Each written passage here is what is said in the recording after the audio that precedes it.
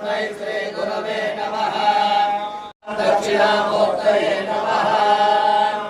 ओम तत्कयो नामनेमहे धातुं यज्ञाय धातुं यज्ञपतये दैवेके स्वस्ति शन्नो अस्तघ्रपदे शं चतुष्पदे द्वेषवै ओम शांति शांति शांति संभजै नमः पार्वती गुरुपंचाचार्यां वन्दे श्री जगद्गुरुपंचाचार्यां शिव संभजै नमः पार्वती पतये हर हर हर हर महादेव। ಬಂಧುಗಳೇ, ಈ ಕಾರ್ಯಕ್ರಮ ತಮ್ಮೆಲ್ಲರಿಗೂ ಸ್ವಾಗತವನ್ನು ಕೋರ್ತಾ ಈ ಕಾರ್ಯಕ್ರಮಕ್ಕೆ ತಂಡದವರಿಗೂ ಸಹ ಸುಸ್ವಾಗತವನ್ನು ಕೋರ್ತಾ ಕಾರ್ಯಕ್ರಮವನ್ನು ಪ್ರಾರಂಭಿಸ್ತಾ ಇದ್ದೇವೆ. ಕಾರ್ಯಕ್ರಮದಲ್ಲಿ ಈ ಪುಟ್ಟಕಟ್ಟಿ ಗ್ರಾಮದ ಬಸಪ್ಪ ದಿಬ್ಬುಗೆ ಮಠ ಮತ್ತು ಇಲ್ಲಿನ ಇತಿಹಾಸ, ಈ ಕಾರ್ಯಕ್ರಮದ ಉದ್ದೇಶವನ್ನು ಕುರಿತು ಪ್ರಾಸ್ತಾವಿಕವಾಗಿ ವೀರಶೈವ ಲಿಂಗಾಯತ ಕುಮಾರ್ ಪಂಚಸೂತ್ರ ಕೃತೋ ಒಂದೇ ಪಂಚಾಚಾರ್ಯನ್ ಜಗದ್ಗುರುನ್.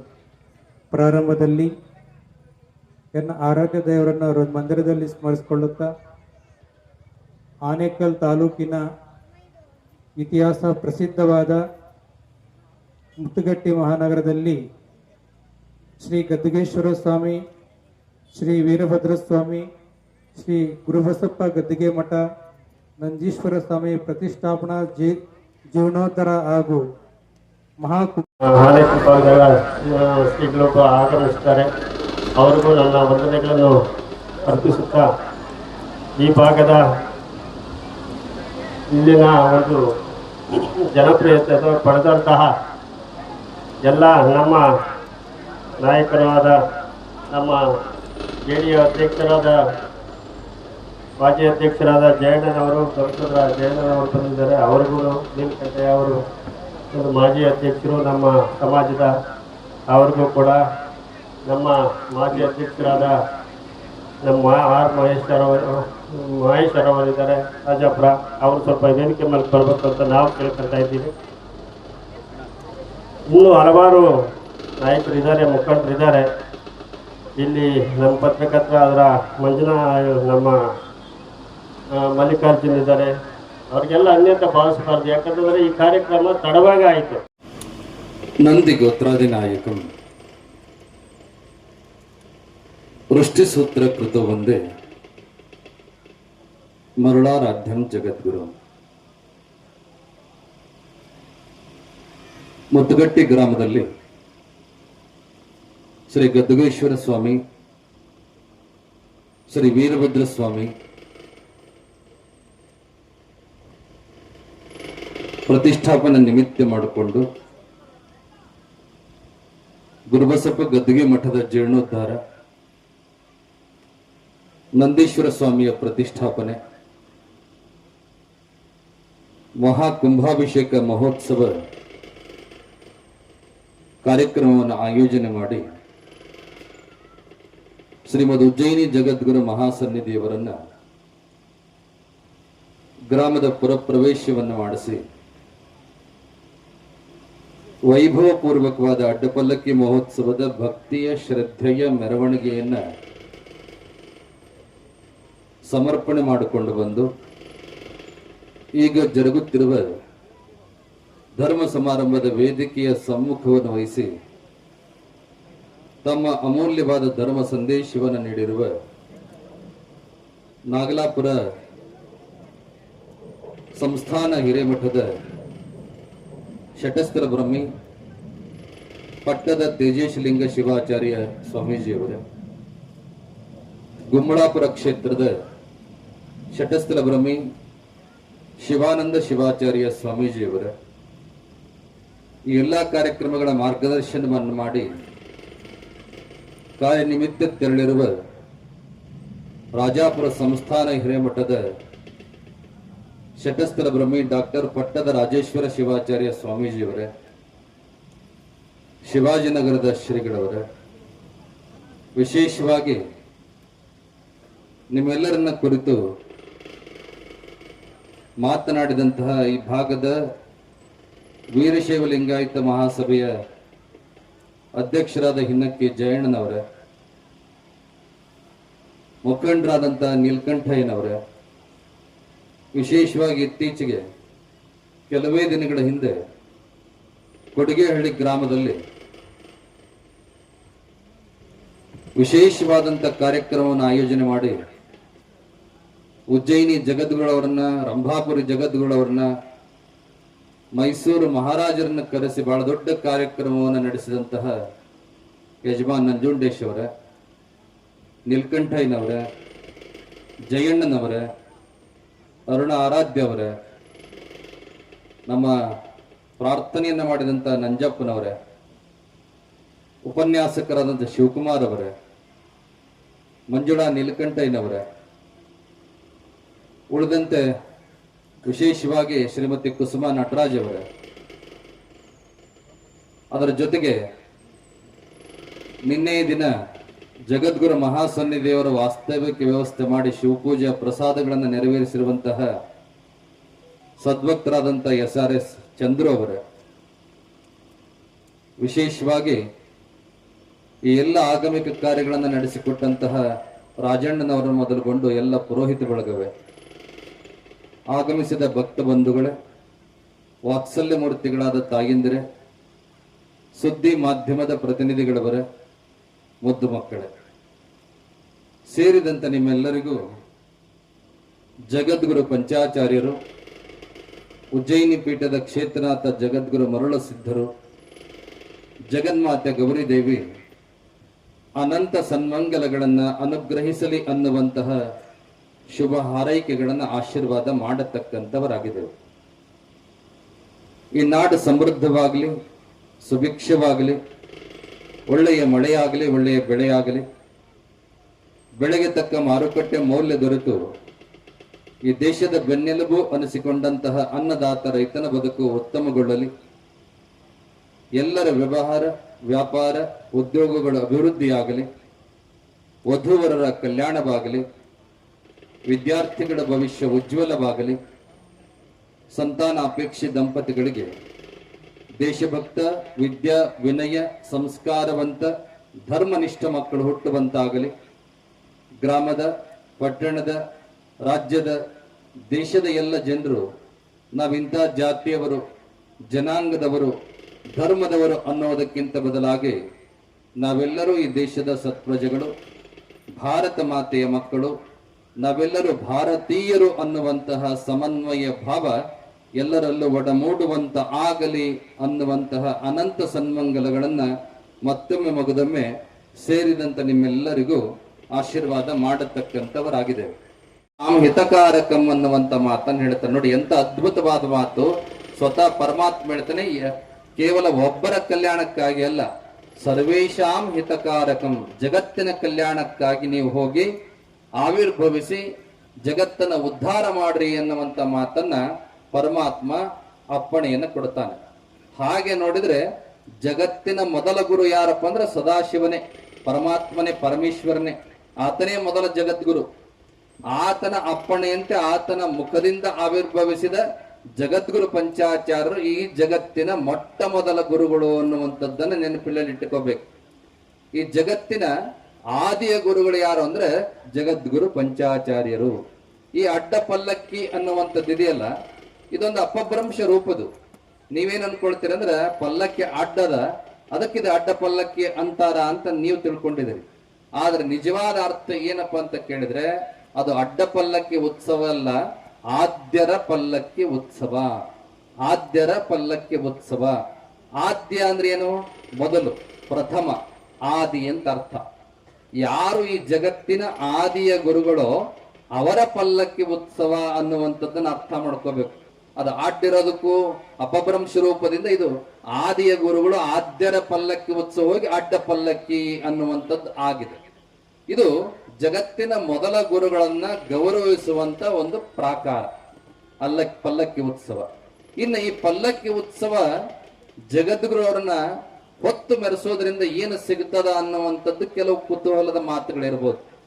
ಸಾಮಾನ್ಯವಾಗಿ ನೆನಪಿಟ್ಕೊಳ್ಳಿ, ಗುರುಗಳನ್ನ, ಜಂಗಮರನ್ನ, ಗುರುಗಳನ್ನ, ಶಿವಾಚಾರ್ಯರನ್ನ ಅನೇಕ ಜನ ಅನೇಕ ರೀತಿಯಾದ ಗೌರವಗಳಿಂದ ಕಾಣ್ತಾರೆ.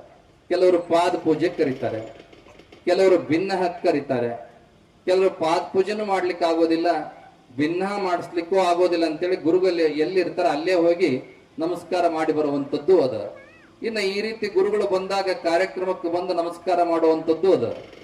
ಒಂದೊಂದು ಸಂದರ್ಭದಲ್ಲಿ ಒಂದೊಂದು ರೀತಿಯ ಗುರುವಿನ ಆಶೀರ್ವಾದ ಎಲ್ಲರಿಗೂ ಪ್ರಾಪ್ತ ಆಗ್ತದೆ. ಆದರೆ ಗುರುವಿನ ಅಡಿಯಿಂದ ಮುಡಿಯವರೆಗಿನ ಸಂಪೂರ್ಣವಾದ ಆಶೀರ್ವಾದ ಸಿಗ್ಬೇಕಪ್ಪ ಅಂದ್ರೆ ಅದು ಅಡ್ಡಪಲ್ಲಕ್ಕಿ ಉತ್ಸವದಲ್ಲೇ ಪ್ರಾಪ್ತ ಆಗ್ತದ ಅನ್ನುವಂಥದ್ದನ್ನು ಮರಿಬಾರ್ದು. ಸಾಮಾನ್ಯವಾಗಿ ಪ್ರತಿಯೊಂದು ಜೀವರಾಶಿಯೊಳಗೆ, ಅದು ಮನುಷ್ಯನಾಗಿರ್ಬೋದು, ಯಾವುದೇ ಜೀವರಾಶಿಯಾಗಿರ್ಬೋದು, 6 ಚಕ್ರಗಳಿಂದ ಆತನ ಜೈವಿಕ, ಚಯಾಪಚಯ, ಮಾನಸಿಕ ಆಲೋಚನೆಗಳು, ಚಿಂತನೆಗಳು, ಚಟುವಟಿಕೆಗಳು ನಡೆದುಕೊಂಡು ಬರ್ತಾವ. ಅದರ ಮೇಲೆ ನಿಯಂತ್ರಣ ಇರ್ತದೆ. ಯಾವ 6 ಚಕ್ರಗಳಂದ್ರೆ ಮೂಲಾಧಾರ, ಸ್ವಾಧಿಷ್ಠಾನ, ಮಣಿಪೂರಕ, ವಿಶುದ್ಧಿ, ಆಜ್ಞಾ ಅನ್ನುವಂತ 6 ಚಕ್ರಗಳು ಪ್ರತಿಯೊಬ್ಬರ ಶರೀರದೊಳಗೆ ಇರ್ತಾವ. ಈ 6 ಚಕ್ರಗಳಿಂದ ಪ್ರಭಾವ ಅಧೋಮುಖವಾಗಿ ಅಂದ್ರೆ ಕೆಳಮುಖವಾಗಿ, ಗುರುತ್ವಾಕರ್ಷಣೆಯ ಬಲದಿಂದ ಕೆಳಮುಖವಾಗಿ ಆ ಸಂಕೇತಗಳು ಪ್ರವಹಿಸ್ತಿರ್ತಾವ. ಸಾಮಾನ್ಯವಾಗಿ ಜ್ಞಾನಿಯಾದಂತ ವ್ಯಕ್ತಿ ಧನಾತ್ಮಕವಾದ ಯೋಚನೆಗಳನ್ನು ಮಾಡಿದವ, ಪಾಸಿಟಿವ್ ಎನರ್ಜಿ ಇರ್ತಕ್ಕಂಥ ವ್ಯಕ್ತಿಯೊಳಗ ಅದು ವಿಶೇಷವಾಗಿ ಆತನ ಶುಭ ಕಾರ್ಯದ ಜೊತೆಗೆ ಒಳ್ಳೆಯ ಚಿಂತನೆಯ ಕಡೆಗೆ ಆತನ ಮನಸ್ಸು ಎಳಿತಿರ್ತದೆ. ಅದೇ ಕೆಟ್ಟ ಯೋಚನೆಗಳು ಮಾಡತಕ್ಕಂಥವ್ರಿಗೆ ಕೆಟ್ಟ ಯೋಚನೆಗಳು ಬರ್ತಾವ ಅನ್ನೋದಕ್ಕೆ ಕಾರಣ ಏನಂದ್ರೆ ಅದು ನೆಗೆಟಿವ್ ಎನರ್ಜಿ ಅಂತ ಇರ್ತದೆ, ನಕಾರಾತ್ಮಕವಾದ ಧೋರಣೆಗಳು ಇರ್ತಾವ. ಆದ್ರೆ ಸಾಮಾನ್ಯ ವ್ಯಕ್ತಿಯಲ್ಲಿ ಇಷ್ಟೆಲ್ಲ ಚಕ್ರಗಳ ಪ್ರಭಾವ ಇರ್ತದೆ. ಯಾಕೆ ಅಂತ ಕೇಳಿದ್ರೆ, ಒಬ್ಬ ಸಾಮಾನ್ಯ ಮನುಷ್ಯ ತನಗಾಗಿ ಬದುಕ್ತಾನೆ. ತನ್ನ ಪರಿವಾರ, ತಾನು, ತನ್ನ ಮನೆ, ತನ್ನ ಮಕ್ಕಳು, ತನ್ನ ಸ್ವಾರ್ಥಕ್ಕಾಗಿ ಬದುಕುವಂಥದ್ದು. ಬೆಳಕರಿದ್ರೆ ಸಾಕು ತನ್ನ ಬಗ್ಗೆನೇ ಯೋಚನೆ ಮಾಡ್ತಾನೆ, ಮಲಗಿದ್ರೆ ಸಾಕು ತನ್ನ ಬಗ್ಗೆನೇ ಯೋಚನೆ ಮಾಡ್ತಾನೆ.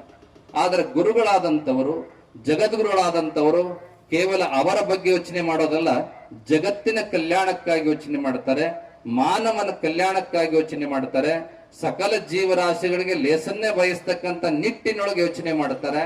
ಹಾಗಾಗಿ ಪರೋಪಕಾರದ ಗುಣ, ಮತ್ತೊಬ್ಬರ ಬಗ್ಗೆ ಒಳ್ಳೆಯ ಭಾವ ಅವರಲ್ಲಿರೋ ಕಾರಣಕ್ಕಾಗಿ ಅವರು ಮಾಡುವಂತ ಪೂಜೆ, ತಪಸ್ಸು, ಸಾಧನೆ, ಜಪ ತಪಗಳಿಂದ 6 ಚಕ್ರಗಳ ಪ್ರಭಾವ ವಿಶೇಷವಾಗಿ ಪ್ರವಹಿಸ್ತಿರ್ತದೆ. ಯಾವಾಗ ಪಲ್ಲಕ್ಕಿಯಲ್ಲಿ ಗುರುಗಳನ್ನ ಕೂಡಿಸ್ತೀರಿ, ಪಲ್ಲಕ್ಕಿಯನ್ನು ಹೆಗಲ ಮೇಲೆ ಹೊಡ್ತೀರಿ, ನೀವೆಲ್ಲ ಮುಂಭಾಗದಿಂದ ಈ ಊರಿನೊಳಗ ಆರಂಭದ ಎಂದೂ ಕಾಣದೇ ಇರತಕ್ಕಂಥ ಪಲ್ಲಕ್ಕಿ ಆಗಿರೋ ಕಾರಣಕ್ಕಾಗಿ ಬಹಳ ಜನಕ್ಕೆ ಅದು ಗುರುತಾಗ್ಲಿಲ್ಲ. ಅದಕ್ಕೆ ಕೊನೆಗೆ ಎಲ್ಲಾರನ್ನು ಕರೆದು ಕುಂಭ ಹೊತ್ತವ್ರನ್ನ, ಆರತಿ ಹಿಡಿದವ್ರನ್ನ ಕರೆದು ನಾವು ಅಕ್ಷತೆ ಹಾಕಿದ್ವಿ, ಪಲ್ಲಕ್ಕಿ ಎಡಿಗಾಸಿ ನೀವು ಹೋಗ್ರಿ ಅಂತ. ಅದಕ್ಕೆ ಕಾರಣ ಅದ. ಯಾವಾಗ ಗುರುಗಳನ್ನ ಪಲ್ಲಕ್ಕಿಯಲ್ಲಿ ಮುಹೂರ್ತ ಮಾಡಿಸಿ ಪಲ್ಲಕ್ಕಿ ಹೆಗಲ ಮೇಲೆ ಹೊತ್ತು ಸಾಗ್ತಿರಲ್ಲ, ಮುಂಭಾಗದಿಂದ ಬಂದವರೆಲ್ಲ ಅಕ್ಷತೆ ಎಸ್ಕೊಂಡು ಗುರುಗಳನ್ನ ನೋಡಿ ಆ ಪಲ್ಲಕ್ಕಿಯ ಕೆಳಭಾಗದೊಳಗೆ ಹೋಗಬೇಕಾದ್ರೆ ಆ ಗುರುಗಳಿಂದ 6 ಚಕ್ರಗಳ ಪ್ರಭಾವ ಏನು ಅಧೋಮುಖವಾಗಿ ಸಹಜವಾಗಿ ಹರಿತಿರ್ತದಲ್ಲ, ಅದು ಪಲ್ಲಕ್ಕಿ ಅಡಿಗಾಸಿ ಹೋಗ್ತಕ್ಕಂಥ ಪ್ರತಿಯೊಬ್ಬ ಭಕ್ತರ ಮೇಲೆ ಆಶೀರ್ವಾದದ ಪ್ರಭಾವ ಆಗ್ತದ. ಅದಕ್ಕೆ ನಾವು ಮೊದಲು ಹೇಳಿದ್ದು, ಗುರುವಿನ ಅಡಿಯಿಂದ ಮುಡಿಯವರೆಗಿನ ಸಂಪೂರ್ಣವಾದ ಆಶೀರ್ವಾದ ಯಾವಾಗ ಸಿಗುತ್ತದ ಅನ್ನುವಂಥದ್ದನ್ನ ಅರ್ಥ ಮಾಡ್ಕೋಬೇಕು. ನಮ್ಮ ಹಿಂದಿನವರು, ನಮ್ಮ ಪೂರ್ವಾಚಾರ್ಯರು ನಮ್ಮ ಸಂಸ್ಕೃತಿ ಸುಮ್ಮನೆ ಮೂಢನಂಬಿಕೆ ಅನ್ಕೊಂಡು ಮಾಡಿಲ್ಲ. ಅದರೊಳಗೆ ಯಾವುದೇ ಒಂದು ಮಹತ್ವ, ಉದ್ದೇಶ, ಏನಾದ್ರೂ ವಿಚಾರ ವಿಮರ್ಶೆ ಇಟ್ಕೊಂಡು ಮಾಡಿದ್ದಾರೆ ಹೊರತು ಬೇರೇನು ಅಲ್ಲ ಅನ್ನುವಂಥದ್ದನ್ನ ಅರ್ಥ ಮಾಡ್ಕೋಬೇಕು. ಇನ್ನ ಪಲ್ಲಕ್ಕಿಯನ್ನೇ ಹೆಗಲ ಮೇಲೆ ಹೊಡ್ತೀರಿ ನೀವೆಲ್ಲ, ಬಹಳ ಜನ ಹೆಗಲ ಮೇಲೆ ಹೊತ್ಕೊಂಡಿರ್ತಾರೆ. ಫಸ್ಟ್ ಸಾಮಾನ್ಯವಾಗಿ ತಿಳ್ಕೋಬೇಕು ನೀವು, ಈ ಜಗತ್ತಿನೊಳಗ ಮನುಷ್ಯ ಶರೀರದೊಳಗ ಅತ್ಯಂತ ಶ್ರೇಷ್ಠವಾದ ಅಂಗ ಯಾವುದು? ನಿಮ್ಮ ಇಡೀ ಶರೀರದೊಳಗ ಶ್ರೇಷ್ಠವಾಗಿರ್ತಕ್ಕಂಥ ಅಂಗ ಭಾಗ ಯಾವುದು? ತಲೆ. ಈ ಕುತ್ತಿಗೆಯ ಮೇಲ್ಭಾಗದಿಂದ ಏನು ಶಿರ ಇದೆಯಲ್ಲ, ಶಿರ ಅಂತ ಕರೀತಾರೆ, ಉತ್ತಮ ಅಂಗೆ ಶಿರಹ ಅಂತ. ಅಂದ್ರೆ ಶಿರೋಭಾಗನೇ ಅತ್ಯಂತ ಶ್ರೇಷ್ಠವಾದ ಅಂಗ. ಯಾಕೆ ಹೇಳ್ರಿ? ನೋಡೋ ಕಣ್ಣು ಅಲ್ಲೇ ಅದ, ಕೇಳೋ ಕಿವಿನೂ ಅಲ್ಲೇ ಅದ, ಮಾತನಾಡೋ ಎಲ್ಲವನ್ನ ಟೇಸ್ಟ್ ಮಾಡೋ ಬಾಯಿ ನಾಲಿಗೆನೂ ಕೂಡ ಅಲ್ಲೇ ಅದ, ಜೊತೆಗೆ ಪ್ರಾಣವಾಯುವನ್ನು ಉಸಿರಾಡತಕ್ಕಂಥ ಮೂಗು ಕೂಡ ಅಲ್ಲೇ ಅದ. ಇಷ್ಟೇ ಅಲ್ಲ, ಒಳ್ಳೇದ್ಯಾವುದು ಕೆಟ್ಟದ್ಯಾವುದು ಅನ್ನುವಂಥದ್ದನ್ನ ಚಿಂತನೆ ಮಾಡೋ, ವಿವೇಚನೆ ಮಾಡೋ ಮನಸ್ಸೆಲ್ಲದ, ಅದು ಅಲ್ಲೇ ಅದ. ಅದಕ್ಕೆ ದೊಡ್ಡವ್ರು ಹೇಳ್ತಿದ್ರು ಹಿಂದಿನ ಕಾಲದೊಳಗ, ಸ್ವಲ್ಪ ಅಡ್ಡದಾರಿ ಹಿಡಿದ್ನಪ್ಪ ಮಗ ಯಾರಾದ್ರೂ ಅಂದ್ರೆ ತಲೆ ಸರಿ ತಲೆ ನಿಂದಂತ ಕೇಳ್ತಿದ್ರು. ಹೌದಲ್ಲ? ಮೊದಲು ತಲೆ ಸರಿ ಮಾಡ್ಕೋ, ಆಮೇಲೆ ಮುಂದಿನ ಮಾತಾಡೋಣ ಅಂತದ್ದು. ತಲೆ ಸರಿ ಆಗ್ಬೇಕಂದ್ರೆ ಅರ್ಥ ಏನು? Sound mind in a sound body ಅಂತ ಅರ್ಥ. ಅಂದ್ರೆ ಮನಸ್ಸು ಪರಿಶುದ್ಧವಾಗಿದ್ರೆ, ಮನಸ್ಸು ಚೆನ್ನಾಗಿದ್ರೆ ಇಡೀ ಶರೀರ ಚೆನ್ನಾಗಿರ್ತದೆ. ಚಿಂತನೆಗಳು ಚೆನ್ನಾಗಿತ್ತಪ್ಪ, ನೋಟ ಚೆನ್ನಾಗಿತ್ತಪ್ಪ, ಕೇಳೋದ್ ಚೆನ್ನಾಗಿತ್ತಪ್ಪ ಅಂತ ಕೇಳಿದ್ರೆ ಆ ಮನುಷ್ಯನ ಜೀವನದ ದಾರಿ ಚೆನ್ನಾಗಿರ್ತದೆ. ಅದಕ್ಕೆ ಗುರುಗಳಾದವ್ರು ಏನ್ ಮಾಡ್ತಾರೆ ಅಂದ್ರೆ, ಯಾರಾದ್ರೂ ಆಶೀರ್ವಾದಕ್ಕೆ ಬಂದಾಗ ಹೇಳುವಂತ ಮೊಟ್ಟ ಮೊದಲ ಮಂತ್ರ ಯಾವ್ದಪ್ಪ ಅಂತ ಕೇಳಿದ್ರೆ, ಭದ್ರಂ ಕರ್ಣೆ ವಿಶೃಣಿಯಾಮ ದೇವಾಹ ಭದ್ರಂ ಪಶ್ಯೆ ಮಾಕ್ಷವಿರಿಯ ಜತ್ರಾಹ. ಇದರ ಅರ್ಥ ಏನಪ್ಪಾ ಅಂತ ಕೇಳಿದ್ರೆ, ನಿನ್ನ ಕಣ್ಣುಗಳು ಒಳ್ಳೆಯದನ್ನೇ ನೋಡ್ಲಿ, ನಿನ್ನ ಕಿವಿಗಳು ಒಳ್ಳೆಯದನ್ನೇ ಕೇಳಲಿ, ನಿನ್ನ ವಾಣಿ, ಭಗವಂತ ಕೊಟ್ಟಿರ್ತಕ್ಕಂಥ ಈ ಬಾಯಿ ಎಷ್ಟೋ ಜನಕ್ಕೆ ಮಾತನಾಡ್ಲಿಕ್ಕೆ ಆಗೋದಿಲ್ಲ, ಎಷ್ಟೋ ಜನಕ್ಕೆ ಮಾತು ಬರೋದಿಲ್ಲ. ಈ ಜಗತ್ತಿನೊಳಗೆ ಕೋಟಿ ಗಂಟಲೆ ಮೂಕರಿದ್ದಾರೆ. ಮಾತನಾಡುವಂತ ಬಾಯಿ ನಿಮಗೆ ಸಿಕ್ಕದಲ್ಲಿ ನೀವು ಪುಣ್ಯವಂತರು. ಅದಕ್ಕೆ ಏನ್ ಮಾಡಬೇಕು?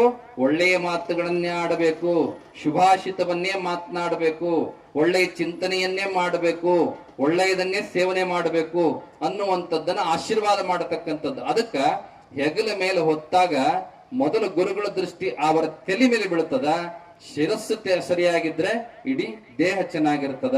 ಅದಕ್ಕೆ ಸ್ವಸ್ಥ ಮನಸ್ಸು ಸ್ವಸ್ಥ ದೈಹಿಕ ಆರೋಗ್ಯವನ್ನ ಕೊಡ್ತದ ಅನ್ನುವಂಥದ್ದು. ಅದಕ್ಕೆ ಶಿರೋಭಾಗ ಅತ್ಯಂತ ಶ್ರೇಷ್ಠವಾಗಿರತಕ್ಕಂಥದ್ದು. ಒಳ್ಳೆಯದನ್ನ ನೋಡುವ, ಒಳ್ಳೆಯದನ್ನ ಕೇಳುವ, ಒಳ್ಳೆಯದನ್ನ ಮಾತನಾಡುವ ಸೌಭಾಗ್ಯ ಮುತ್ತುಗಟ್ಟಿಯ ಸಮಸ್ತ ಭಕ್ತರಿಗೆ ಪ್ರಾಪ್ತವಾಗಲಿ ಅನ್ನುವಂತ ಮಾತನ್ನು ಕೂಡ ಈ ಸಂದರ್ಭದಲ್ಲಿ ಆಶೀರ್ವಾದ ಮಾಡೋದಕ್ಕೆ ಬಯಸ್ತೇವೆ. ಒಟ್ಟಾರೆಯಾಗಿ ಪಲ್ಲಕ್ಕಿ ಉತ್ಸವದಲ್ಲಿ ಹೆಗಲು ಕೊಟ್ಟವರಿಗೆ, ಹೊತ್ತವರಿಗೆ, ಕುಂಭ, ಆರತಿ, ಕಳಸ, ಕನ್ನಡ ಹಿಡಿದು ಆ ಪಲ್ಲಕ್ಕಿಗೆ ಮೆರುಗನ್ನ ತಂದಂತ ನಮ್ಮ ಎಲ್ಲ ತಾಯಂದರಿಗೆ, ನಂದಿಕೋಲಿನವರಿಗೆ, ಸಮಾಳದವರಿಗೆ, ಪುರವಂತರಿಗೆ, ಪುರೋಹಿತರಿಗೆ, ಯಾರ್ಯಾರು ಆ ಉತ್ಸವದೊಳಗೆ ಭಾಗಿಯಾಗಿ ಸೇವೆ ಮಾಡಿದರೆಲ್ಲ ಅವರೆಲ್ಲರಿಗೂ ಕೂಡ ಆ ಭಗವಂತನ ಅನುಗ್ರಹ ಪ್ರಾಪ್ತವಾಗ್ಲಿ ಅನ್ನುವಂತ ಮಾತನ್ನ ಈ ಸಂದರ್ಭದಲ್ಲಿ ಆಶೀರ್ವಾದ ಮಾಡೋದಕ್ಕೆ ಬಯಸ್ತೇವೆ. ಸಂಸ್ಕೃತಿ, ಮಂದಿರ ಸಂಸ್ಕೃತಿ, ಬಹುಶಃ ನಮಗನಿಸ್ತದ ಬೇರೆ ದೇಶಗಳಲ್ಲಿ ಹೋದ್ರ ಒಂದು ಗುಡಿ ಹುಡುಕ್ಬೇಕಪ್ಪ, ಒಂದು ಮಂದಿರ ಹುಡುಕ್ಬೇಕಪ್ಪ ಅಂದ್ರ ಕಿಲೋಮೀಟರ್ ಗಟ್ಲೆ ಅಡ್ಡಾಡ್ಬೇಕು. ಆದ್ರೆ ನಮ್ಮ ದೇಶದೊಳಗೆ ಓಣಿಗೊಂದು ಗುಡಿ ಅದಾವ, ಬೀದಿಗೆ ಎರಡೆರಡು ಗುಡಿ ಇರತಕ್ಕಂಥದ್ದನ್ನ ನಾವು ನೋಡ್ತೀವಿ. ಒಂದು ಸಣ್ಣ ಹಳ್ಳಿ ಆದ್ರೂ ಕೂಡ 10 ದೇವಸ್ಥಾನಗಳು ಇರತಕ್ಕಂಥದ್ದನ್ನು ನೋಡ್ತೀವಿ. ಇದರ ಅರ್ಥ ಏನಪ್ಪಾ ಅಂದ್ರೆ, ಭಾರತೀಯರ ಆತ್ಮದೊಳಗ ಭಗವಂತ ಅದಾನೆ, ಭಾರತೀಯರ ಮನಸ್ಸಿನೊಳಗೆ ಭಗವಂತ ಅದಾನೆ. ಧರ್ಮ, ದೇವರು, ಆಧ್ಯಾತ್ಮ, ಆಚಾರ್ಯ, ಗುರು ಪರಂಪರೆ, ಸಂಸ್ಕೃತಿ, ಈ ಎಲ್ಲ ವಿಷಯ ವಸ್ತು ವ್ಯಕ್ತಿಗಳಿಗೆ ಅತ್ಯಂತ ಶ್ರೇಷ್ಠವಾದ ಸ್ಥಾನವನ್ನು ಕೊಟ್ಟಿರತಕ್ಕಂತಹ ಜನ ಯಾರಪ್ಪ ಅಂದ್ರೆ ಅದು ಭಾರತ ದೇಶದ ಜನ ಅನ್ನುವಂಥದ್ದನ್ನ ಅರ್ಥ ಮಾಡ್ಕೋಬೇಕು. ಅದಕ್ಕೆ ಸ್ವಾಮಿ ವಿವೇಕಾನಂದರು ಒಂದ್ ಕಡೆ ತಮ್ಮ ಲೇಖನದೊಳಗೆ ಬರ್ಕೊಂಡು ಬರ್ತಾರ, ಇಡೀ ಜಗತ್ತನ್ನ ಒಂದು ಮನೆ ಅಂತ ನಾವು ಭಾವಿಸೋದಾದ್ರೆ ಆ ಮನೆಯೊಳಗ ಏನೆಲ್ಲ ವ್ಯವಸ್ಥೆಗಳಿರ್ತದೆ, ಮಲಗೋ ರೂಮ್ ಇರ್ತದ, ಅಡುಗೆ ಮನೆ ಇರ್ತದ, ಹಾಲ್ ಇರ್ತದ, ಜೊತೆಗೆ ಪೂಜಾ ಕೋಣೆನೂ ಇರ್ತದೆ. ಹಾಗೆ ಅಮೆರಿಕ, ಫ್ರಾನ್ಸ್ ಮುಂತಾದ ರಾಷ್ಟ್ರಗಳು ಅರ್ಥ ಮತ್ತು ಕಾಮಕ್ಕೆ ಸಂಬಂಧಪಟ್ಟಂತಹ ಮಲಗುವ ಕೋಣೆ ಅಥವಾ ಆಫೀಸ್ ಆಗ್ಲಿ ಅಥವಾ ಇನ್ನೊಂದಾದ್ರೆ ಇಡೀ ಜಗತ್ತಿನ ಆ ಮನೆಯೊಳಗ ಪೂಜಾ ಕೋಣೆಯ ಸ್ಥಾನ ಅದು ನನ್ನ ದೇಶ ಭಾರತ ದೇಶಕ್ಕೆ ಸಿಗಬೇಕು ಅನ್ನುವಂತ ಮಾತನ್ನ ಸ್ವಾಮಿ ವಿವೇಕಾನಂದರು ಬರೆದುಕೊಂಡು ಬರ್ತಾರೆ. ಅದು ಸತ್ಯವಾಗಿರ್ತಕ್ಕಂಥ ಮಾತು. ಯಾಕೆಂತ ಕೇಳಿದ್ರೆ ಹೆಜ್ಜೆ ಇಟ್ಟಲ್ಲೆಲ್ಲ ದೇವರನ್ನ ಕಾಣುತ್ತೇವೆ, ಗುಡಿಗಳನ್ನ ಕಾಣುತ್ತೇವೆ, ಧರ್ಮದ ಭಾವನೆಗಳನ್ನ ಕಾಣುತ್ತೇವೆ, ವಿಶೇಷವಾಗಿ ಆಧ್ಯಾತ್ಮದ ಪ್ರತಿಷ್ಠಾಪನೆಯನ್ನ ಕಾಣುತ್ತೇವೆ. ಅಂತ ಸಂಸ್ಕೃತಿ ಇರತಕ್ಕಂತ ಒಂದು ಅಪರೂಪದ ದೇಶ ಈ ಜಗತ್ತಿನೊಳಗೆ ಯಾವ್ದಾದ್ರು ಇದ್ರೆ ಅದು ಭಾರತ ದೇಶ ಮಾತ್ರ ಅನ್ನುವಂಥದ್ದನ್ನ ಅರ್ಥ ಮಾಡ್ಕೋಬೇಕು. ಇನ್ನು ಗುಡಿ ಕಟ್ಟಿದ ಮೇಲೆ, ಮಂದಿರ ನಿರ್ಮಾಣ ಮಾಡಿದ ಮೇಲೆ ನಾವ್ ಹೇಗಿರ್ಬೇಕು ಅನ್ನುವಂಥದ್ದನ್ನ ವಿಚಾರ ಮಾಡ್ಬೇಕು. ಕೇವಲ ಗುಡಿ ಕಟ್ಟಿದ್ವಿ, ಉತ್ಸವ ಮಾಡಿದ್ವಿ, ಗುರುಗಳು ಬಂದ್ರಪ್ಪ, ಶಾಲ್ ಹಾಕ್ಸ್ಕೊಂಡ್ವಿ, ಚೆನ್ನಾಗಿ ಅಡಿಗೆ ಮಾಡಿದ್ರು, ಪ್ರಸಾದ ಮಾಡಿದ್ವಿ, ಮತ್ತ ದಿನನಿತ್ಯ ನಮ್ ಕೆಲಸ ಹೊಡೆದಾಡಿದ್ವಿ, ಜಾತಿ ಮಾಡಿದ್ವಿ, ಧರ್ಮ ಮಾಡಿದ್ವಿ ಅಂದ್ರೆ ಈ ಗುಡಿ ಕಟ್ಟಿದ್ದಕ್ಕೆ ಅರ್ಥ ಬರೋದಿಲ್ಲ.